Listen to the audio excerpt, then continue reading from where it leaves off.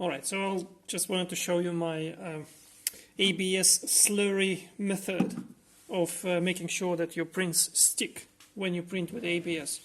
You know, when you need to print big parts like this one and you really don't want them to warp, you can use this extra models that you add, like very thin round bits on the corners.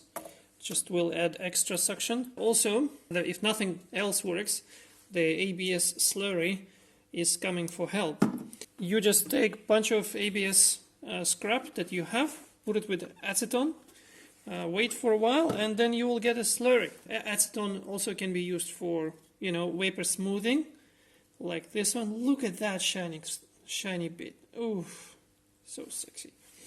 Right, I'm just about to prepare a new print, and I was thinking I'll just show all of that. So that's my sealed container, because acetone is very, very active and wants to escape and run away. So if you look at that thing, yep, slurry is all over there. The way I applied, yeah, you can see. Ooh, I like how it's plum jam, and I mostly have this this color, which kind of matches up.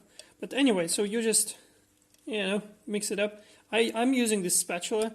I was using a brush once, but then after you're using the brush basically you know, becomes a stone, because all this ABS will harden.